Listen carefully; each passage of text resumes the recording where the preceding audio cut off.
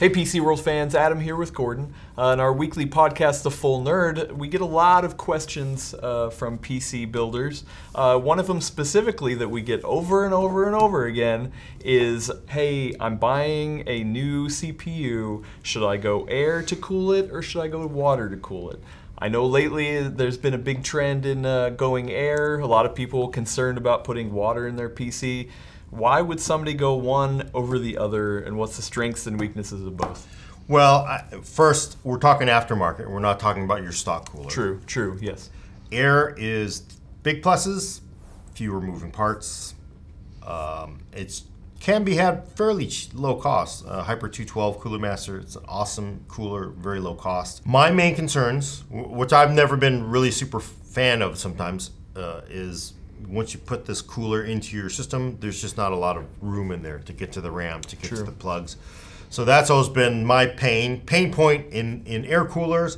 They generally, again, they can be more reliable. They can also be quieter. A lot of people don't realize that. I've been seeing this machines far back as the mid-2000s, where you'd get a machine, great big super machine, and it would have a big honking cooler on it. It would actually be cooler than a liquid cooler, even custom liquid loops. It surprised a lot of people, but you know, custom loops, you've got pumps, you've got lots of fans, there's a lot of things going on in there. So air, frankly, has been cooling CPUs far longer than liquid on personal computers. So there's nothing wrong with it. Great way to go. Biggest problem, they're a pain to deal with when you want to get in there. So know that if you're into air, good. That's all good stuff. Now, if you're into liquid, CLC, closed loop cooler, I tend to prefer those in my own builds because it's easier to get to the RAM. It's easier to move stuff around. It's just easy. You don't cut your hands on the cooler because the way to do it is sometimes the only way you can get to the RAM is to pull the heatsink, right? And that is a pain. Yeah. And sometimes what you need to do then is you cheap out, so you don't. I'm not going to pull it. I'm just going to jam my hands in, and then you just cut your hands up on those fins. It's a pain. That's why I like CLCs.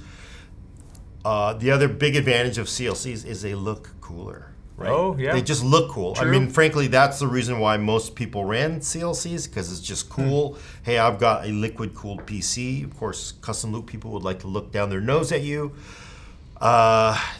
CLCs have gotten way more advanced. You've got the ones with the OLEDs on them. You've got all these lights and all kinds of craziness. They just look cool. They're just kind of like coolness.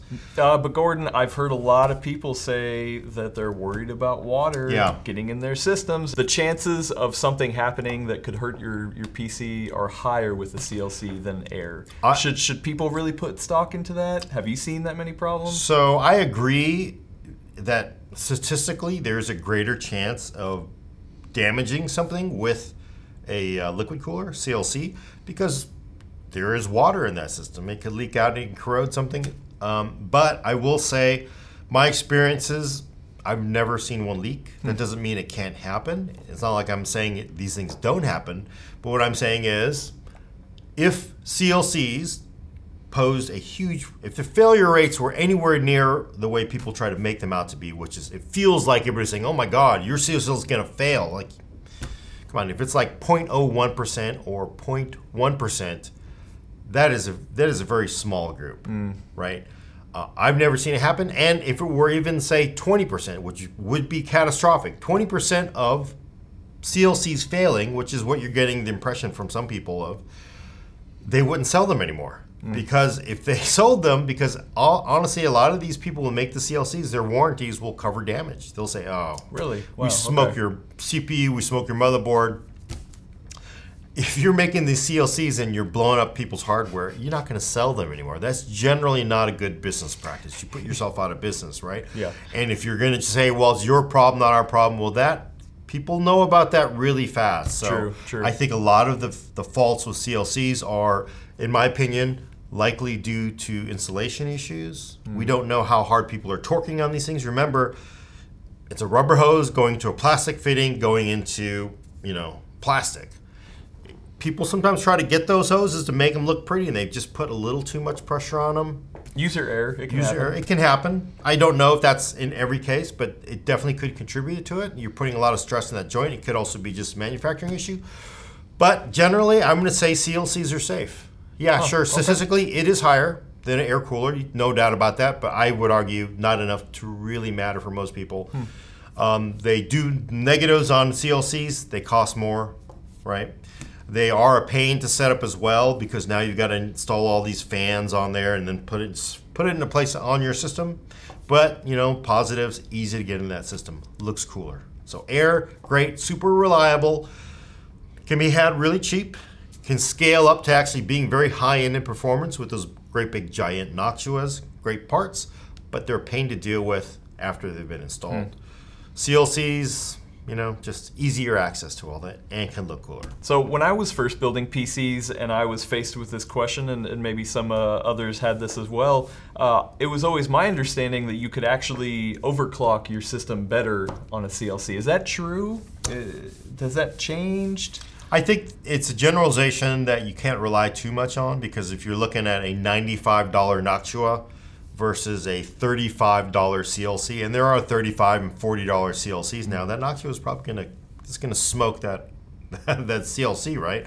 As you get to a really big, gigantic CLC, some of them have options for custom cooling as well.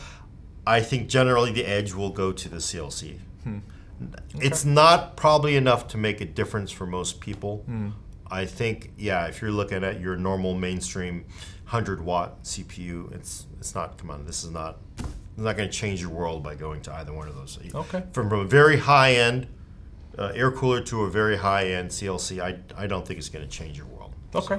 Well, I want to hear what you have to say. Why did you pick air versus water? And why is Gordon wrong on his picks? Oh, yes. Please tell me.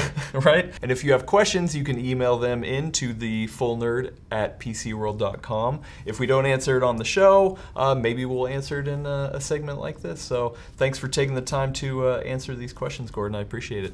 See you later.